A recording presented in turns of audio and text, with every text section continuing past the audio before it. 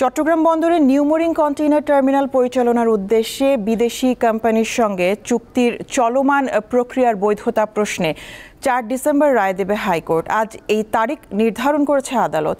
রিটকারীর আইনজীবীরা বলেন, জাতির নিরাপত্তা ও সার্বভৌমত্বের স্বার্থে চুক্তির বিষয়টি নির্বাচিত সরকারের জন্য রেখে দেওয়া উচিত। অবশ্য অ্যাটর্নি জেনারেল চুক্তির পক্ষে যুক্তি তুলে ধরেন। নিউ মোরিং টার্মিনাল নির্মিত হয় ২০০৭ সালে। চট্টগ্রাম বন্দরের আমদানি রপ্তানি কন্টেইনারের বেশিরভাগ এই টার্মিনাল দিয়ে পরিবহন করা হয়। এটি পরিচালনা করছিল সাইফ পাওয়ারটেক। তাদের সঙ্গে চুক্তির মেয়াদ শেষ হয় চলতি বছরের ৬ জুলাই। এরপর দায়িত্ব পায় নৌবাহিনীর প্রতিষ্ঠান চিটাগং ড্রাইডক লিমিটেড।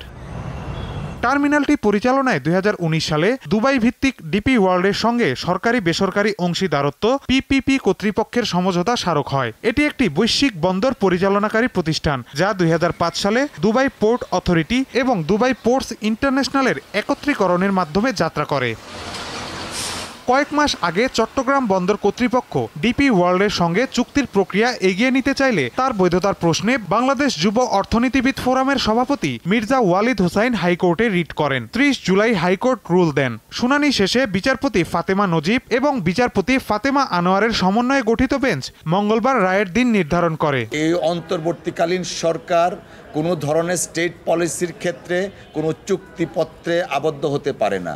আমরা মহামান্য আদালতকে সেই জিনিসটা আমরা উপস্থাপন করেছি অত্যন্ত বিনয়ের সাথে, এই বলে যে এই বর্তমান অন্তর্বর্তীকালীন সরকার সরাসরি জনগণ দ্বারা নির্বাচিত সরকার নয়। আইনে পরিষ্কার বলে দেওয়া আছে যে মন্ত্রিসভা কর্তৃক এই বোর্ড অফ গভর্নর্স গঠিত হবে। সেই ক্ষেত্রে প্রাইম মিনিস্টার তাদের সমন্বয়ে গঠিত হবে, কিন্তু এখন পার্লামেন্ট নাই।